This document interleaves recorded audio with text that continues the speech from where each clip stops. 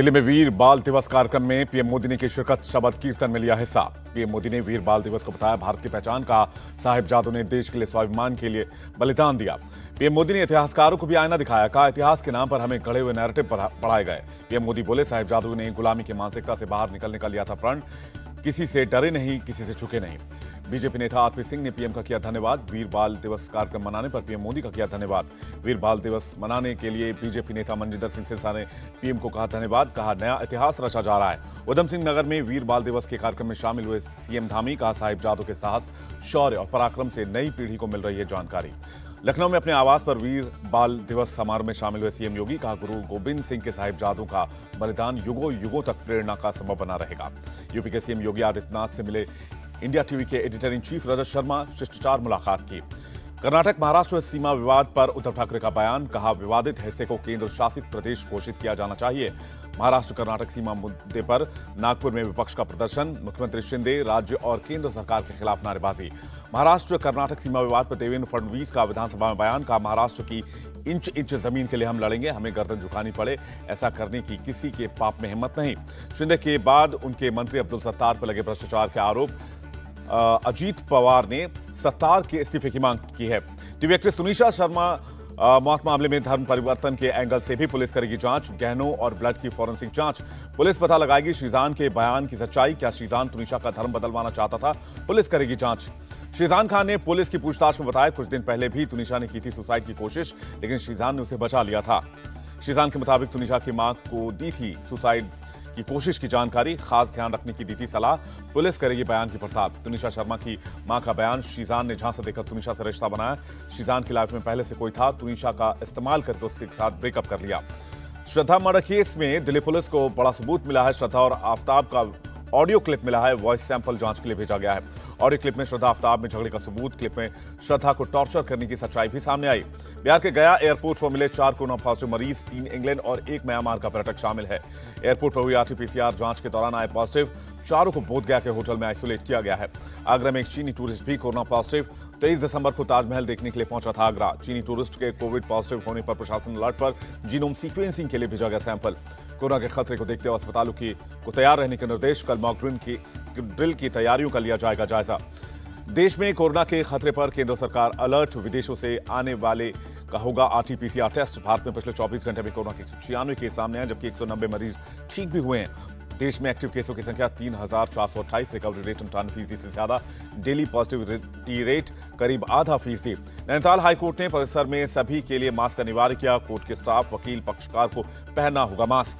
UP के deputy CM Brajesh Pathak का बयान, कहा अस्पताल परिसर में अनिवार्य करेंगे मास्क, लोगों से भीड़ भाड़ वाले इलाकों से दूर रहने की भी अपील, मास्क लगाने की भी अपील।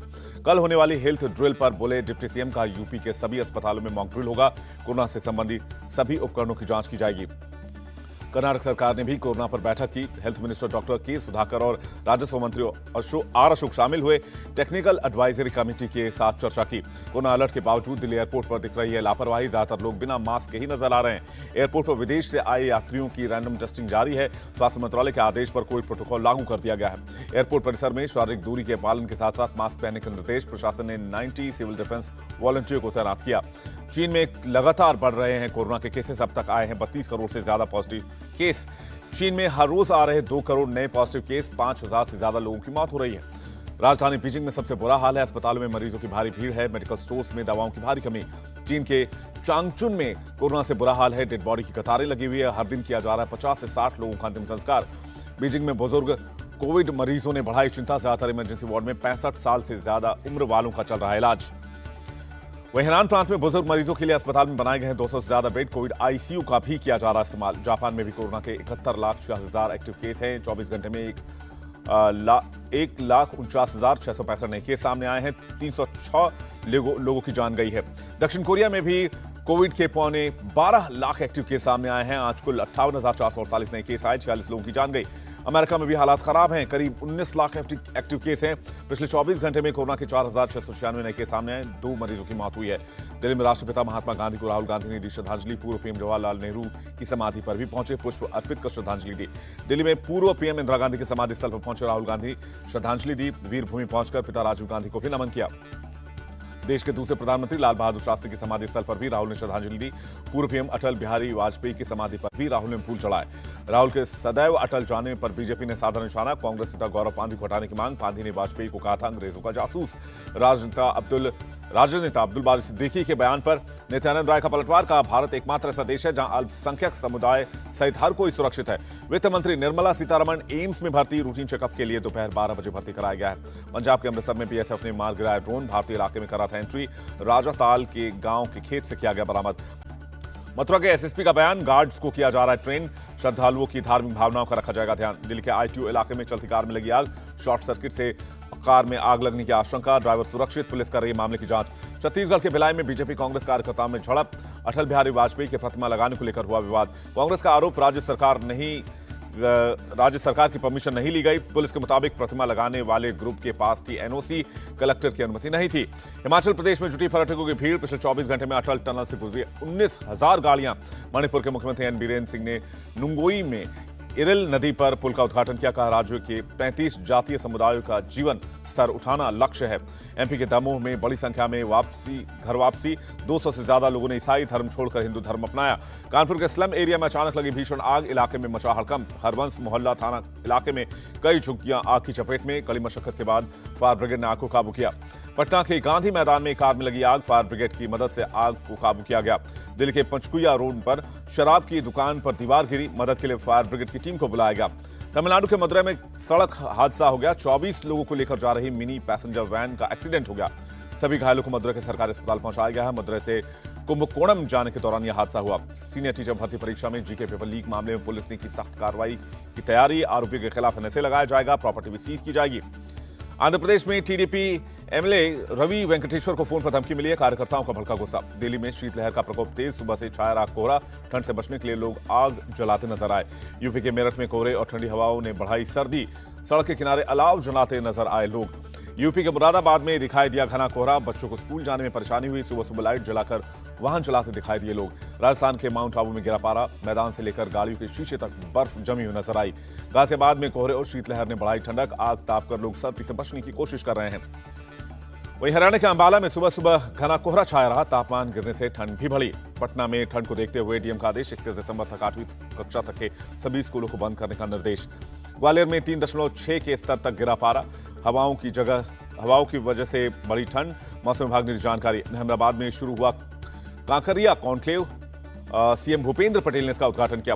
31 दिसंबर तक कांकरिया कॉन्क्लेव का आनंद ले सकते हैं लोग। कोरोना गाइडलाइंस को किया जाएगा फॉलो। हैदराबाद में नेशनल बुक फेयर की शुरुआत। पुस्तक मेले में एमएलए की कविता भी पहुंची। आंध्र प्रदेश के तिरुपति के फॉरेस्ट डिपार्टमेंट ने तेंदुओं को पकड़ा। इलाके के लोगों में थी दहशत। क्रिसमस मैसेज में पोप फ्रांसिस ने की रूस यूक्रेन युद्ध को खत्म करने की अपील। बोले पीड़ित लोगों की करें मदद। रूसी राष्ट्रपति पुतिन ने यूक्रेन से बात करने को तैयार।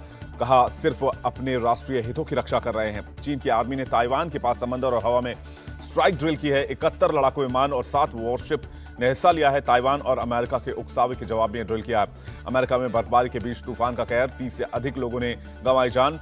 न्यूयॉर्क का बुफालो सबसे ज्यादा प्रभावित शहर बताया जा रहा है। बर्फीले तूफान के चलते लाखों घरों में बिजली गुल हो गई है। ठंड से बचने के लिए लोग घरों में दुबक गए। बर्फीले तूफान के चलते ट्रैफिक में प्रभावित हुई है। बस और ट्रक बर्फ में फंस गए हैं। फ्लाइट्स रद्द करनी पड़ी हैं। तालिबान में लड़कियों के हायर एजुकेशन पर बैन का जर्मनी ने किया विरोध। विदेश मंत्री बेयरबॉक बोली ये स्वीकार नहीं किया जा सकता है। वहीं तुर्की ने ग्रीस और साइप्रस के खिलाफ खुला मोर्चा। प्रेसिडेंट एर्दोगन और उनके मंत्रियों की बयानबाजी तेज। जंग की दे रहे धमकी। अमेरिका के कैलिफोर्निया में मिकी होती बने मेयर। मिकी शहर के पहले सिख मेयर होंगे। स्पेन में पुल से नदी में गिरी बस। 6 लोगों की मौत, 2 लोग इसमें घायल हुए हैं। वहीं कनाडा के ब्रिटिश कोलंबिया प्रांत में बस हादसा हो गया। 50 से ज्यादा लोग घायल हो गए। लंदन के पब में गोलीबारी। 1 महिला की मौत, 3 लोग घायल हो गए। दीपिका पादुकोण और रणवीर सिंह पहुंचे गेटवे ऑफ इंडिया। एक दूसरे का हाथ थामे नजर आए। रणवीर और दीपिका ने ईयर एंड का लिया आनंद। दोनों की ने साथ में बोटिंग का लुत्फ भी उठाया। रणवीर आलिया ने खास अंदाज में सेलिब्रेट किया क्रिसमस। हाथों में हाथ डाले दिखाई कपल।